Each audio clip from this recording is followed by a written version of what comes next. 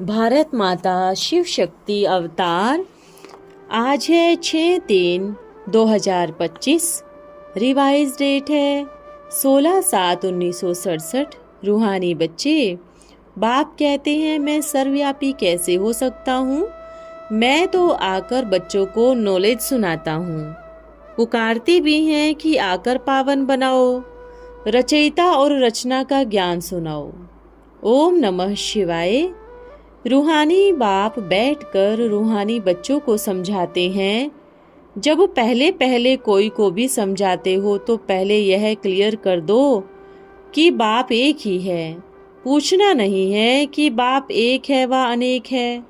ऐसे तो फिर अनेक ही कह देंगे। कहना ही है बाप रचयिता गॉड फादर एक है, सभी आत्माओं का बाप है। पहले पहले ऐसे भी नहीं कहना कि वह बिंदी है, इसमें फिर मूंझ जाएंगे। पहले तो यह अच्छी रीति समझाओ कि बाप दो है, लौकिक और पारलौकिक। लौकिक तो हर एक का होता ही है, पारलौकिक सभी आत्माओं का एक ही बाप है। फिर शरीर में आते हैं तो सभी जीव आत्माओं का बाप एक ही है। फिर उनको कोई खुदा कोई गॉड फादर कहते हैं। है एक ही, सभी एक को ही याद करते हैं। पहले पहले तो यह पक्का निश्चय कराओ, फादर है स्वर्ग को रचने वाला। बाप यहाँ आएंगे ही स्वर्ग का मालिक बनाने, जिसकी ही जयंती भी मनाते हैं। यह भी तुम बच्चे जानते हो, स्वर्ग का रचयिता भारत में ही आकर स्वर्ग रचते हैं, जिसमें देवी देवताओं का ही राज्य होता है। तो पहले पहले बाप का ही परिचय देना है। उनका नाम है शिव। गीता में भगवानुवाच है ना। पहले पहले तो यह निश्चय करवा कर लिखवा लेना चाहिए कि हाँ, बाप एक ही है। उनका नाम है शिव, बाकी है सारी रचना। पहले पहले बाप का निश्चय करवा कर गीता खंडन सिद्ध करनी है। गीता में है कि शिव भगवानुवाच मैं तुमको राजयोग सिखलाता हूँ, अर्थात नर से नारायण बनाता हूँ। ये कौन बना रहे हैं, यही समझाना पड़ेगा कि भगवान कौन है। फिर यह भी समझाना होता है सतयुग में पहले नंबर में जो लक्ष्मी नारायण है, जरूर वही 84 जन्म लेते होंगे। पीछे पीछे फिर और धर्म वाले आते हैं, उनके इतने जन्म हो नहीं सकते। पहले आने वालों के ही 84 जन्म होते हैं। सतयुग में तो कुछ सीखते नहीं हैं, जरूर संगम पर ही सीखते होंगे। तो पहले पहले बाप का परिचय देना है। जैसे आत्मा देखने में नहीं आती, समझ सकते हैं, वैसे ही परमात्मा को भी देख नहीं सकते। बुद्धि से समझते हैं कि वह हम आत्माओं का बाप है। आत्मा छोटी बड़ी नहीं होती है, बाप भी छोटा बड़ा नहीं होता है। उनको कहा जाता है परम आत्मा। वह सदैव पावन है। उनको आकर पतित दुनिया को पावन बनाना होता है।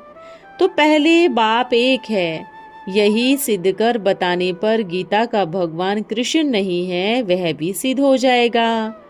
तुम बच्चों को सिद्ध कर दिखाना है। ये सब भक्ति मार्ग के झूठे शास्त्र हैं। एक बाप को ही सच्चा कहा जाता है। भक्ति मार्ग के इन शास्त्रों आदि से तो उतरते ही आए हैं। पुनर्जन्म लेते लेते कलाएं कम होती जाती है। यह कर्म कांड के तीर्थ आदि की बातें सब भक्ति के लिए, सब भक्ति के ही शास्त्रों में है। ज्ञान में तो इनका कोई मतलब ही नहीं है। रिद्धि सिद्धि इधर उधर जाना करना, यह सब शास्त्रों में है। यहाँ पर कोई शास्त्र नहीं है। बाप आकर सब राज समझाते हैं। आधा कल्प यह भक्ति मार्ग भी होना है। पहले पहले तुम बच्चे ही जीत पाएंगे इस पर कि भगवान तो एक ही निराकार है, ना कि साकार। परमपिता परमात्मा शिव भगवानुवाच ज्ञान का सागर सभी का बाप वह ही है। कृष्ण तो सभी का बाप हो न सके। कृष्ण किसी को कह नहीं सके कि देह के सभी धर्म छोड़कर मामेकम याद करो। है बहुत सहज सी बात, परंतु मनुष्य शास्त्र आदि पढ़कर भक्ति में पक्के हो गए हैं। आजकल तो शास्त्रों आदि को गाड़ी में रखकर परिक्रमा नहीं देते हैं, आगे बहुत देते थे। चित्रों को भी परिक्रमा दिलाते थे, ग्रंथ को भी उठाकर फिर चक्र दिलाकर सुलाते थे। अभी तुम बच्चे जानते हो, हम देवता से क्षत्रिय, क्षत्रिय से वैश्य, शूद्र बनते हैं।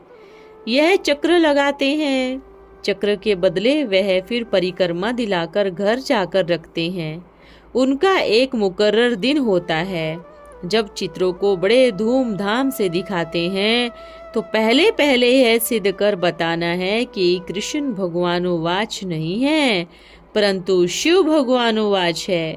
शिव ही पुनर्जन्म मरण रहित है। वह आते तो जरूर, परंतु है उनके दिव्य जन्म।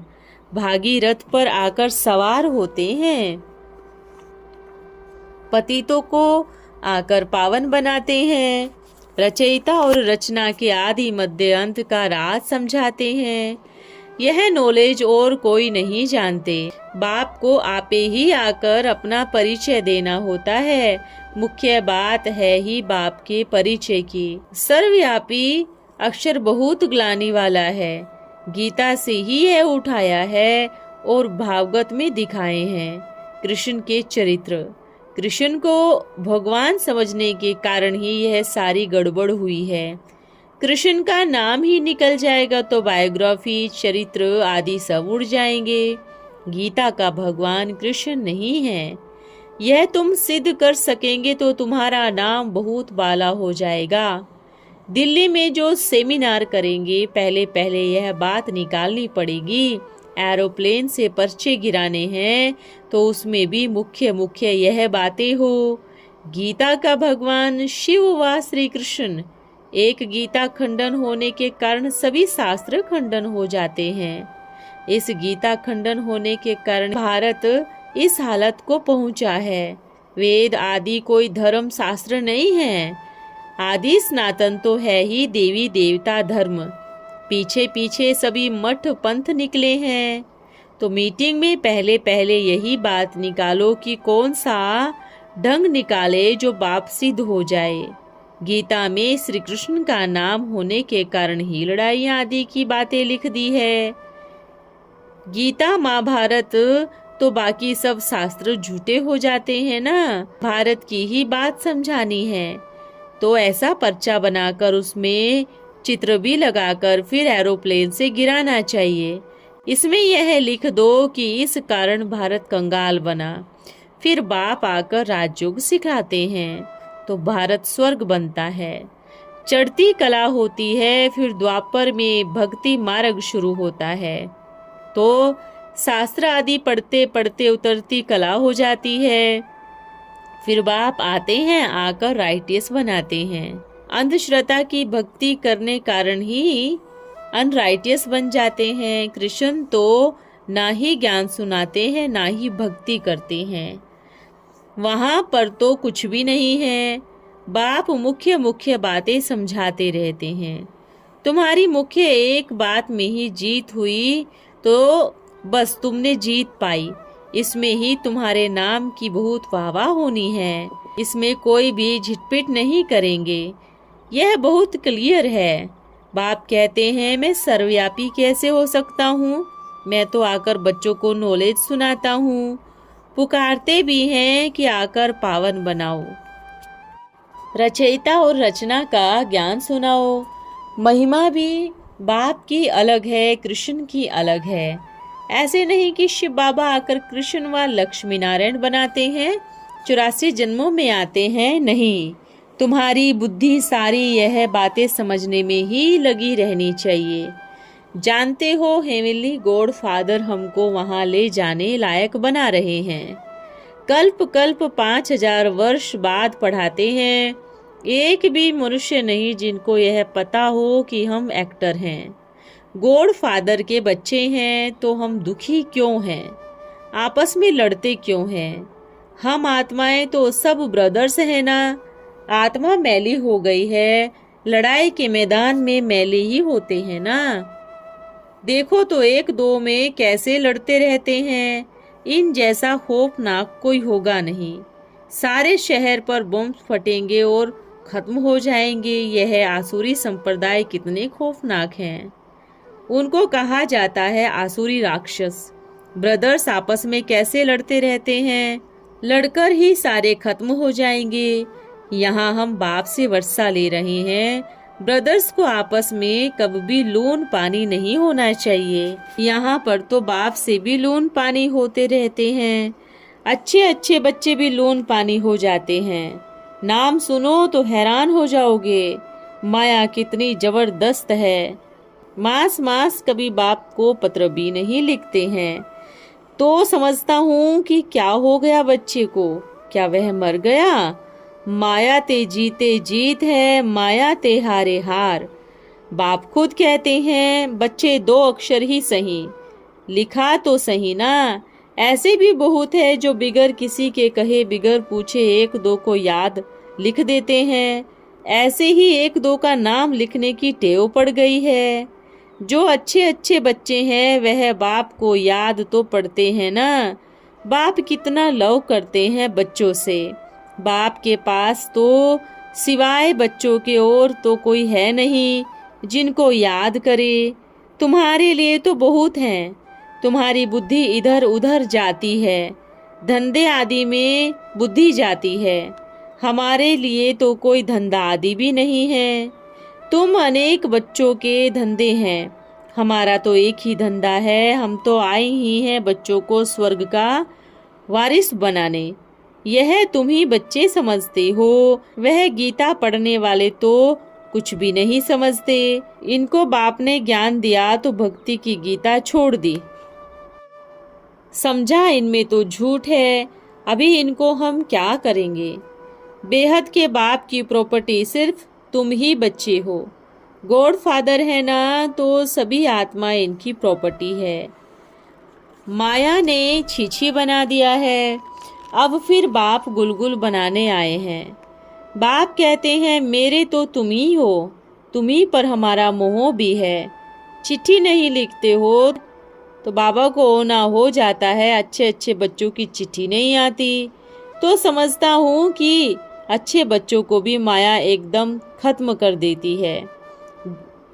जरूर देवीमान है तो बाप को पत्र नहीं लिखते।